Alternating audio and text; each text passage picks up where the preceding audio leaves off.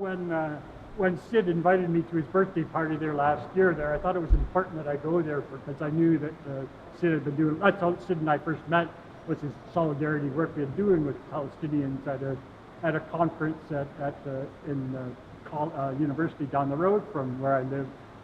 And so when Sid invited me to his birthday party, I said, I got to make it there. So I know I got to make it there. I want to meet up some good people, some good solid activists. And that's what happened. I met up with Eva. Eva asked me if I wanted to go on the boat to Gaza there, and I said, yeah, I want to go. And being indigenous people themselves, and of course, resonated with me. And since that time, I've been keeping track of what's been going on there, reading various books, Noam Chomsky, Edward Said, Norman Finkelstein, and a few other writers, but I've been following up in that way, and it always just tears my heart apart what goes on over there. The amount of violence, the amount of injustice going on there, it just tears my heart apart. At times it just gets so painful even to watch what's going on there, the injustice, it just gets painful to watch. And so for a time there, I haven't watched any documentaries in the last couple of years or so because I just can't bear to watch them because I know enough already now. And I've been also told a few times that I'm brave. A few folks have been telling me that I'm brave to be heading off to challenge the Israeli blockade of Gaza, but I don't feel that way at all. I don't feel brave at all. I think it's a duty, my duty, something that has to be done, and that's what has driven me various times over the years too, that there's something that I have to, this is what I have to do. I have to go to Oka, and I went to Oka, I had to go to Fred Quilt Inquest, I had to go to Guffison Lake, I had to go various places with my friend here too, with my friend Simon too. I know that there's things, it's just a matter of duty because as an Indigenous person we have a lot of duty and responsibility to look after the people, the land, the water.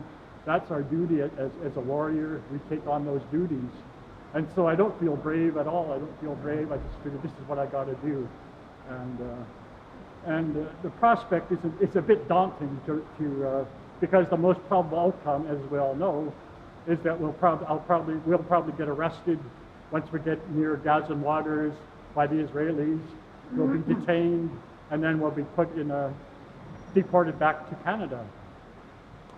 I find it a bit daunting to face off with the Israelis. I've had some bad experiences with the RCMP too, so it's not. I'm kind of acquainted with the violence in that way, violence from so-called law enforcement officers, and so I have some experience with that. But still, we're talking about Israelis here, and they seem like a pretty violent, trigger-happy armed forces that they have there, and so that's a bit daunting. But again, this is what has to be done. This is what has to be done. It's a worldwide grassroots movement too. That's the other intriguing thing that I found about this, the Freedom Flotilla Coalition. It's a worldwide grassroots people that came together and said, we got to do something.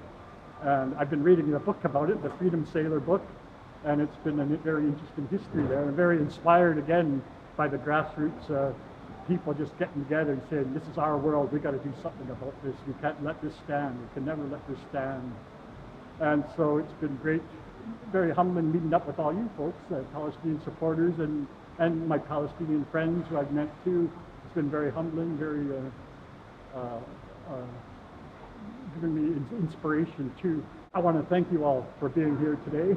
I want to thank Sid and Eva and Irene in particular, because they're the ones that have been kind of guiding me through this process here. I want to thank my good friend Simon Waters, who's come from London, England, not particularly for this event here, but he used to live in Canada too. So and we spent a lot of time together as he's a very well experienced environmental activist, and I learned a few things from him, and he's a good man. So I just want to thank you all. I want to thank Michael too. I want to thank Michael and Suzanne for driving me here today too, in your Tesla car, appropriately enough. And thank you all again. So thanks.